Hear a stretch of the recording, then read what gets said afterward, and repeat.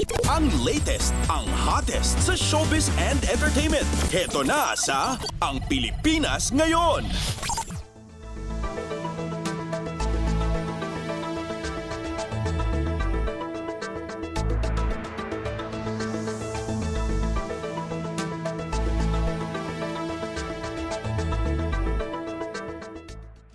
Magandang araw! Nagbabalik ang paboritong segmento ng mga chismoso at chismosa, ang segmentong Balitang Artista.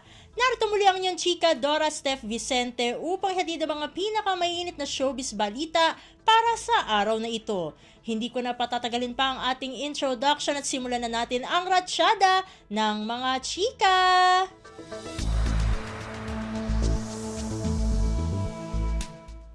Usapang filing ng Certificates of Candidacy para sa 2025 elections dahil may humabol last minute para tumakbo sa pagkasenador matapos ang ilang haka-haka kung tatakbo pa ba siya o hindi. Tama mga kachismis dahil kumpirmado na ang pagtakbo ng TV host at isa sa mga hari ng variety shows dito sa Pilipinas na si Willie Revillame na kilala rin natin bilang si Kuya Will.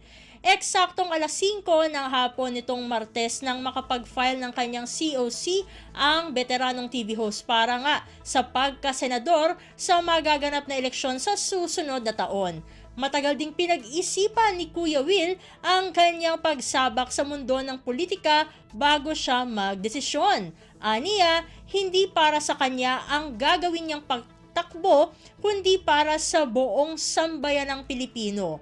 Matatandaan na nitong Lunes bago matapos ang programa niyang Will to Win sa TV5 ay humiling siya sa mga manonood na ipagdasal siya at nabanggit pa ang tungkol sa kawalan umano ng batas para sa ikagiginhawa ng mga mahihirap sa Pilipinas. Ayan, abangan natin kung magwawagi nga ba ito, no, itong si Kuya Will sa susunod na eleksyon. Ayan, abang-abang tayo.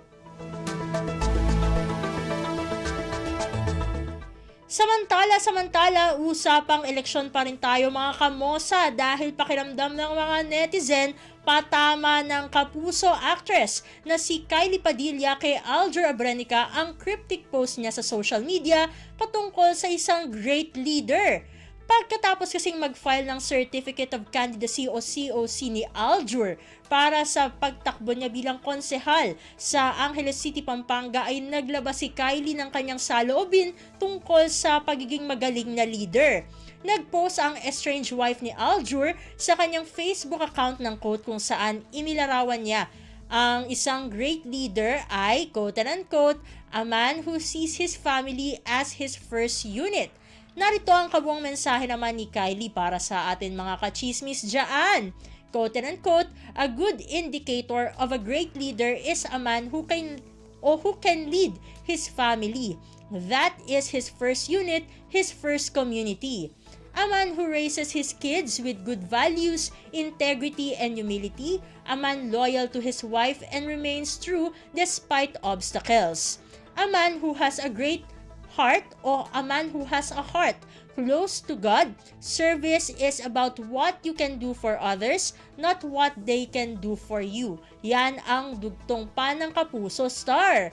Ang tanong, si Aljur nga ba ang pinatatamaan ni Kylie gayong may good co-parenting relationship daw silang dalawa? Malalaan!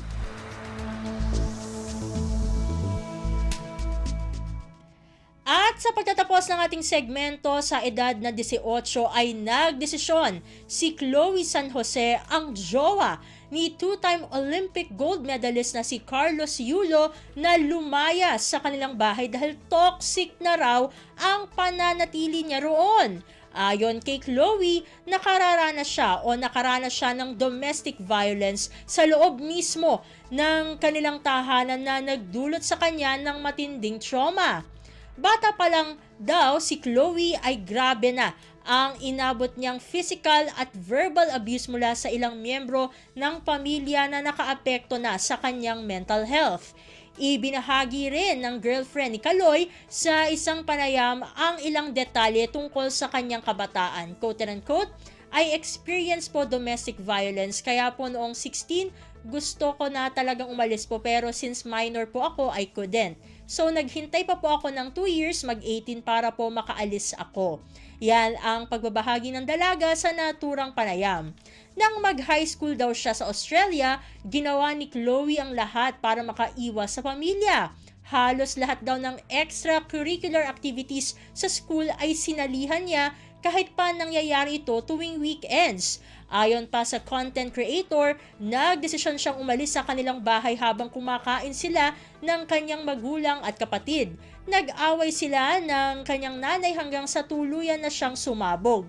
Sa isang kaibigan, pansamantalang nanirahan si Chloe at nagpapasalamat siya dahil tinanggap siya ng pamilya nito at itinuring na rin na parang pamilya. Tinulungan din siya ng kumupkup sa kanya para naman makapagtapos siya ng pag-aaral.